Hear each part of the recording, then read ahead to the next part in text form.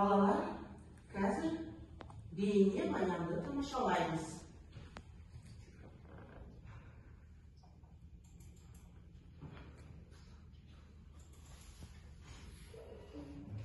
Әлімхан Болаттың жасы 16-да, ол Петропавлдағы Назарбаев зерттеу мектебінің 11 сынып оқушысы. Оның модельдерді жасау мен шұғылданып жүргеніне көп бола қоймаған. Дегенмен жеткіншек жақсы нәтижелерге қол жеткізіп үлгерген. Астанада өткен республикалық байқауда алдыңғы орыннан көрінді. Бұл кәсіпқой бокста жеңістің дәмі татып көрмеген даңқты жерлесіміз Геннадий Головкиннің соңғы жекпе-жегі. Былғары қолғап шеберінің жеңісі Болатқа шабыт бергені айдан анық. Бұл бірден чемпионның рухын құрастырып шығарған. Қазақстанның боксшылары өте көп, және мен өз жеке басым Головкин маған ұнағасын, және де ол Қазақстанның мақтанышы болғасын. Осы Головкинге арнап осы роботты жасадым. Осы Геннадий Головкин сияқты өзінің атымды әлемге танытқым келеді. Қалада роботқа су үймесінің ашылғанына 3 жылдай уақыт болды. Алайда ондағы жеткіншектер ізденіс пен еңбектің арқасында талай жетістікке жеткен. Оны ұстаздары да мақтан тұтады. Ал балалар, бейнебаян кім туралы? Иван? Әлімхан Болат туралы. Әлімхан Болат туралы. Әлімхан Болат не ойлап жасады? Не ойлап жасады? Снежана? Темір Гена роботын ойлап жасады. Темір Гена роботы кімге арналған? Геннадий Головкинға. Геннадий Головкинға арналған. Болат сияқты адамдарды қалай атауға болады? Қалай атауға болады Болат сияқты адамдарды? Жас өнертапқыштар. Өнертапқыш. Бүгінгі сабағымыздың тақырыбы қандай болмақ? Қалай ойлайсыңдар? Өнертапқыштар. Жас өнертапқыштар. Жақсы. Өнертапқыштар деген сөзіне ассоциация жасайық балалар. Өнертапқыш. Ассоциация жасайық. Не? Шақтар ашады? Барады. Так, айт. Жана? Айта ғой.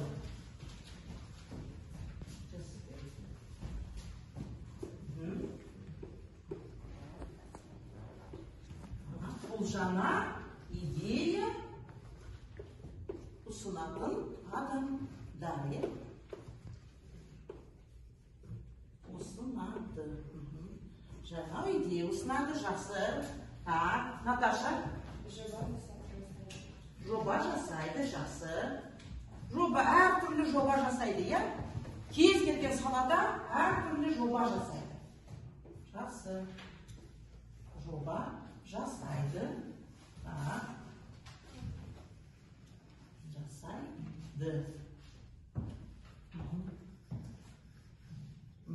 Жасайды.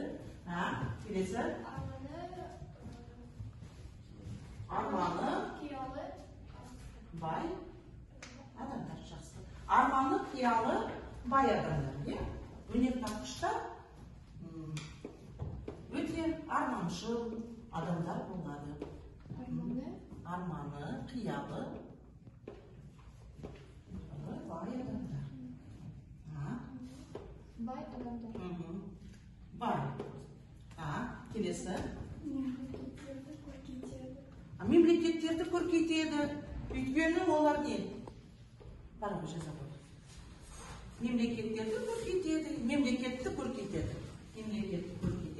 Тағы да кімде не бар? Мемлекетті көркейтеді. Көркейтеді.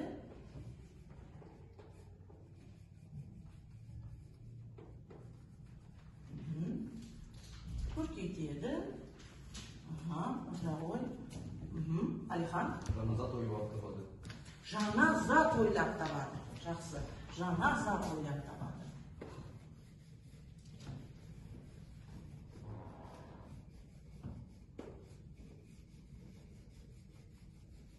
Зат ойлап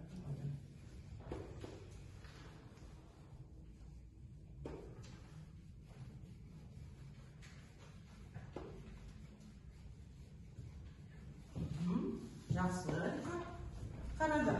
Сонда өнертапқыштар жаңа идея ұсынатын адамдар, жаңа жоба жасайды, жаңа заттарды ойлап табады, мемлекетті көркейтеді. Сондай амалшыл адамдар, білімді адамдар. Енді балалар. Енді балалар. Мына жауаппен салыстырайық.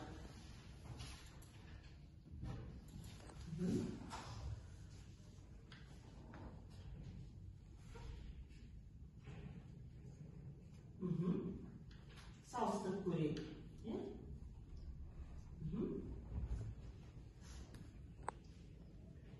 Салыстырып көрейік, жақсы. Менің жазғаныммен сәйкес келеді. Келесі балалар. Келесі. Енді өнертапқыштар сөзі түсіндірме сөздікте анықтама былай берілген. Әлихан оқышы. Өнертапқыш белгілі бір салада жаңалық енгізген тың идеяны ойлап тауып іске асырған адам. Адам. Жаңағы міне біз ассоциация жасадық, балалар, қараңдар. Біз ассоциация жасадық. Түсіндірме сөздіктегі анықтама екеуі сәйкес келеді ме? Сәйкес келеді ме? Келеді. Жақсы. Ал енді балалар. Келесі тапсырма. Келесі тапсырма балалар. Мақал мәтелдер. Мақал мәтелдерге назар аударайық тақтаға. Міне мақал мәтелдер. Берілген, осы берілген мақал мәтелдерге біздің сабақтың тақырыбына сәйкес келетін мақалды тауып жазып алыңдар дәптерге. Сабақтың тақырыбына сәйкес келетін, бүгінгі сабақтың тақырыбына сәйкес келетін мақал мәтелдерді жазыңдар дәптерге. Анықтап жазыңдар.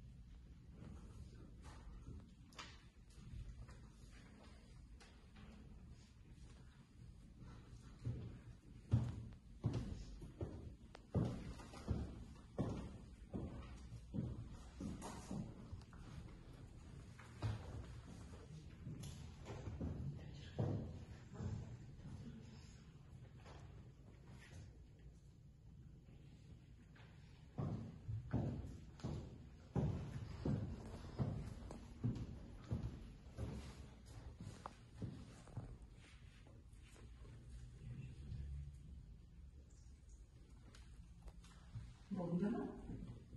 Iya. Ya.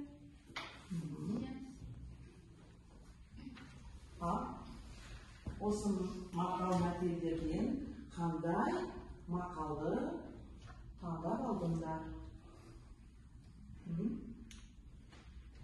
Алек? Білім арзан, білу қымбат. Білім арзан, білу қымбат. Балалар, бұл мақал біздің тақырыпқа сәйкес келеді ме? Жоқ. Жоқ, неге? Білім туралы. Өйткені ол білім туралы. Жақсы. Келесі, Алихан. Армансыз адам алысқа бармас.